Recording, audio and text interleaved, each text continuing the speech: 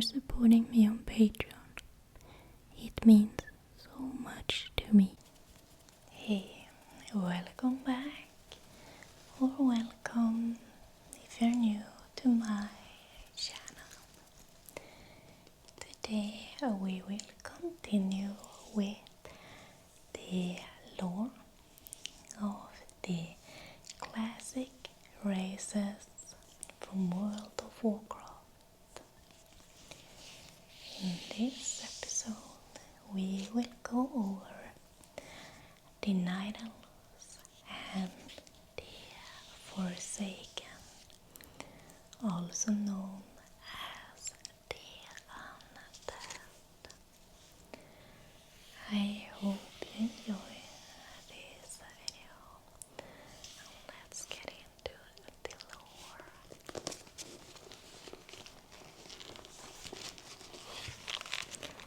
Let's start out with something very nostalgic for a lot of people. The Night Elves. Night Elves are perceived as aloof and solitary, preferring nature to conventional cities and the company of their own kind to that of other races. Rather than using nature as a resource, Night Elves seek to be in rhythm with the natural world. Night Elves blend magic and the force of nature for their protection and strength. This belief places Night Elves in strong opposition to Blood Elves, who have consumed tremendous magic against the flow of nature and who continue to place ambition before reason. Like many of the other races I have gone through previously, there have been changes in both lore and Night Elven culture. If you are new to the history of Azeroth, you might not recognize this ancient lore compared to current butchery of the Night Elven culture. This research is based on historical scripts, so let's dive into the fabled tales of the Night Elf race. Night Elves were once known as the Kaldurai, and they lived in Kalimdor for thousands upon thousands of years. It was their delving into the magic of the Well of Eternity that caught the attention of Sargeras and the Burning Legion. And it was because of the Night Elves' misuse and addiction to magical power that caused the Great Maelstrom and creation of the evil Naga. Even Malfurion's Stormrage's own brother, Illidan, played a major role in the destruction that followed. And yet, Night Elves have also brought beauty and triumphs to the world. Without their aid and sacrifices, the other races would have certainly been doomed. Their devotion to nature and healing the land is also well known. Even the betrayer, Illidan, contributed throughout the creation of the Moonwells. Thus many of the major events that have shaped Azeroth, both positively and negatively, can be traced back to the Night Elves. Perhaps it is a sense of responsibility that drives the Night Elves to this day to continue their vigil to safeguard and restore the natural world to what it once was. For 10,000 years, the immortal Night Elves cultivated a druidic society within the shadowed recesses of Ashenvale Forest. Yet recently, the catastrophic invasion of the Burning Legion shattered the tranquility of their ancient civilization led by Archdruid Malfurion Stormrage and the High Priestess Tyrande Whisperwind, the mighty elves rose to challenge the demonic onslaught. Though victorious, the Night Elves were forced to sacrifice their cherished immortality and watch their beloved forest burn. Seeking to regain their immortality, a number of wayward druids conspired to plant a special tree that would link their spirits to the eternal world. Despite Malfurion's warnings that the nature would never bless such a selfish act, the druids planted the great tree Teldrassil off the stormy coast of northern Kalimdor. Within the twilight's boughs of the colossal tree, the wondrous city of Darnassus took root. However, the great tree was not consecrated with nature's blessing and soon fell prey to corruption of the burning legion. Now, the wildlife and even the limbs of the great tree itself are tainted by a growing darkness. As one of the few Night Elves left in the world, it is your sworn duty to defend Darnassus and the wild children of nature against the legion's encroaching corruption. Your first day. Teldrassil is a tree the size of a large island off the coast of Kalimdor, isolated from the effects of many recent troubles. The land itself is free from some of the greater taint that plagues many of Kalimdor's forests. Yet even here there are the stimmings of disease and corruption. The greatest problems that exist in Teldrassil involve the tainting of natural creatures and beasts by a force of evil. Your duties often involve seeking out this taint in an attempt to isolate it, redeeming those corrupted, or, when all else fails, to destroy the creatures who are beyond salvation. Teldrassil is a new home for the brave Night Elves, a people who have taken arms and magic to battle against demons and restore the balance of their spirits. With the former capital of elven power nearly destroyed by fighting against the demons, the refuge has grown in prominence. Those ancient and animated trees that remain to protect the forest have gathered here to stop any final advance from the evil remnants. Now the Night Elves are shaking off their suffering and readying themselves for the next chapter in their history. Aldrassil is the starting town in the northeast of Teldrassil, where your character begins the journey into greatness. As with all new character areas, the majority of the creatures are neutral and won't attack unless engaged directly. A single large building at the center of this forested valley holds trainers, vendors, and the leaders of Aldrassil. Appearance. Night Elves are approximately 7 feet tall. They are lithe and athletic. Night Elves have prominent eyebrows and very long ears. Males have elaborate facial hair. Females have facial tattoos. The style of the tattoos usually have deep meaning to them. Their perpetually glowing eyes are the result of the race's ancient connections to the well of eternity, which caused the Night Elves' eyes to glow with a silver or golden radiance. The skin tones of Night Elves fall into a broad range of the purple spectrum. Colors may vary from the darkest orchid to the faintest pink. Some individuals may even appear various hues of cerulean, or bear a pale, milky, pearlescent shade of white. Culture. For more than 10,000 years, the night elves have been bound to nature, shaping their culture into what it is now. Modern night elf society was founded on the very grounds of protecting nature, signified by their connection to the world tree.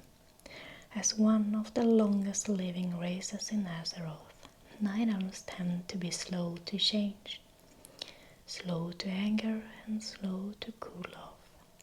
The night elves experience emotions as deeply, or perhaps more so, than the younger races.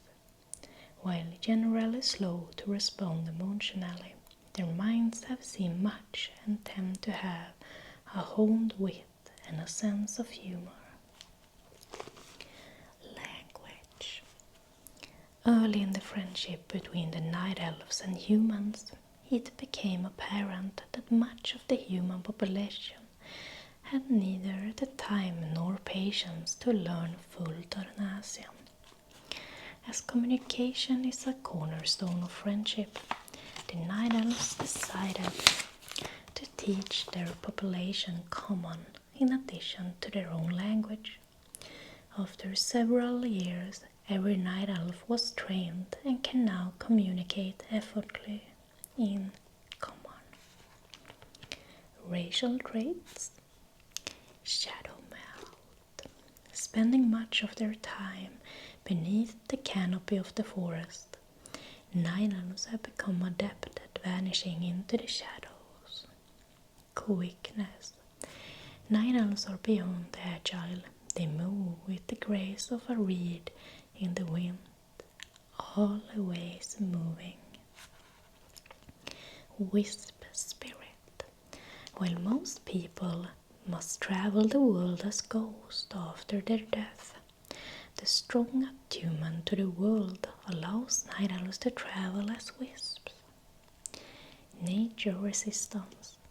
You don't tend every beast of the woods without becoming more resistant to their poisons and fangs. Faith. The night elves use the word God in plural, but most of the religion is centered around the Lune, the moon goddess. Moonwells are also deeply revered and commonly used by almost all segments of Kaldurai society, primarily for their extraordinary healing and restorative properties. The night elves also worship their ancestors. These worships takes the form of offerings, traditionally rice cakes that are blessed in the temple of the moon. May a Lune light your path is a common night elf blessing, altered as a friendly farewell and well wish among friends and strangers alike. And now we will move into a darker territory, which is a little bit more creepy if you're into that. Forsaken lore. A renegade group of undead broke away from the Scourge army and the rule of the Lich King, led by Silanus, the Windrunner.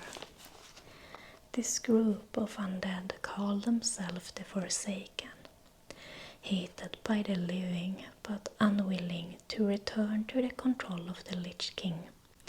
The Forsaken wage a continuous battle for their independent survival. They didn't choose undeath, but they see that it has its benefits. With undeath comes new capabilities and immunities no other race is afforded. Just as the Forsaken do not need to draw breath, they have no mortal desires apart from survival. They are free to devote themselves to an unlife of working for their own revenge and power. Their dark lands are plagued by the remnants of the Scourge and the wild Scarlet Crusade. But they remain vigilant in their pursuit to rid themselves of both menaces and establish themselves as a dominant force on Azeroth. Bound to the iron will of the tyrant Lich King, the vast undead armies of the Scourge seek to eradicate all life on Azeroth. However, a group of renegades led by the Banshee Sylvanas Windrunner has broken away from the Scourge and freed themselves of the Lich King's domination. Known as the Forsaken, this group fights a constant battle not only to retain its freedom from the Scourge, but also to slaughter those who would hunt them as monsters. With Sylvanas as their Banshee Queen, the Forsaken have built a dark stronghold beneath the ruins of Lordaeron's former capital. This hidden undercity forms a sprawling labyrinth that sprawls beneath the haunted woods of Tirisfal Glades. Though the very land is cursed, the Scarlet Crusade still cling to their scattered holdings and obsess with the destruction of all undead. Convinced that the primitive races of the Horde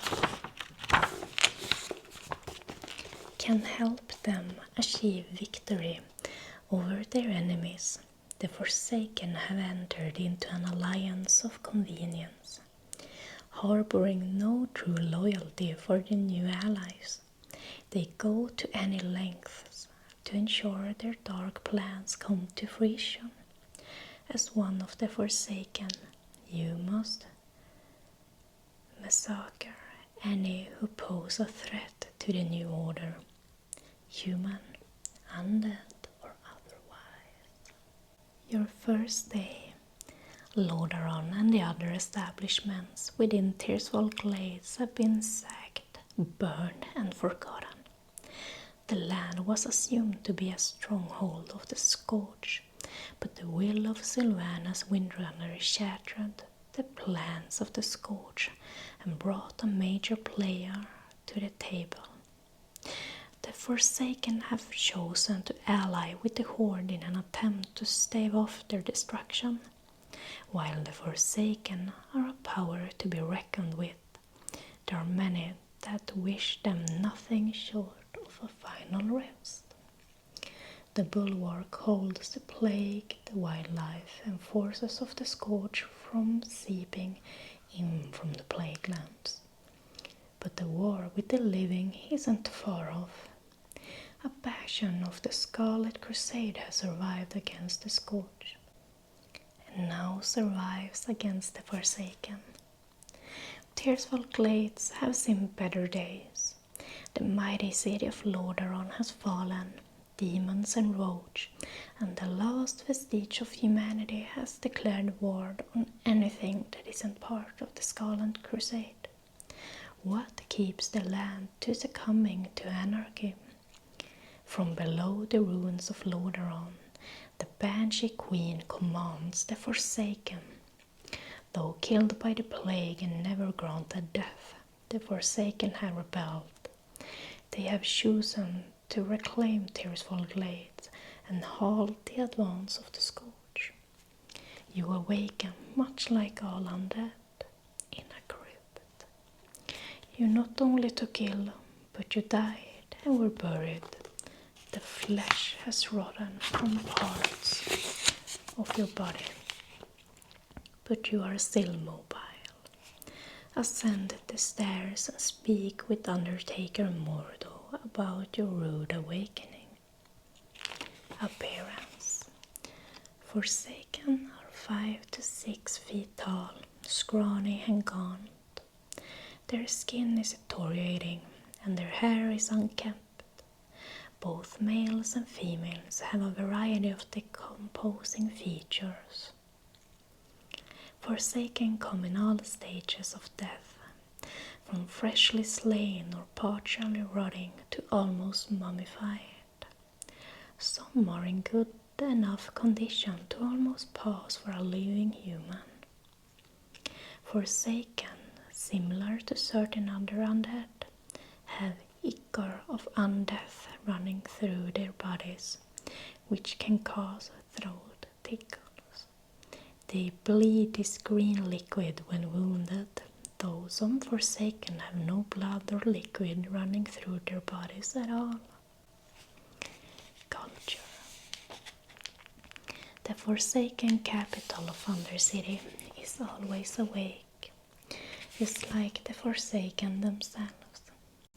The city is a place of dark, somber colors, stone walkways and steps. The Undercity has inns, forges, and businesses that cater not only to the undead, but visitors from the Horde, with whom the Forsaken have allied themselves. There are some illuminations in the form of dim lamps and muted torches. The sources of light are not merely to serve the living, though the undead have no true need of light. It perhaps gives Undercity's chief's inhabitants a facade of some other existence. Becoming Forsaken is an unpredictable process.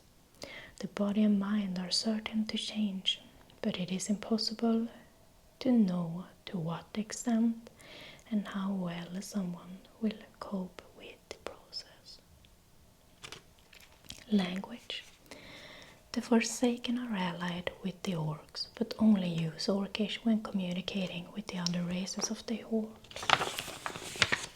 They intentionally use gutter speak when conversing with each other, as only Forsaken are taught it. The Forsaken have decided to keep their language from other races so they can converse and plan without being overheard. Racial traits. Will of the Forsaken. Forsaken have not been defeated by either death or the Lich King. Cannibalize. Transcending death has given the Forsaken more than just the ability to move around as rotting flesh. They can repair the rotting flesh by consuming the flesh of the recently deceased. Underwater breathing. While the Forsaken have no need for breathing, extended time underwater causes body to deteriorate and fall apart. Shadow resistance. Undeath holds very few secrets to the Forsaken, possibly powered by shadow magic itself. Faith.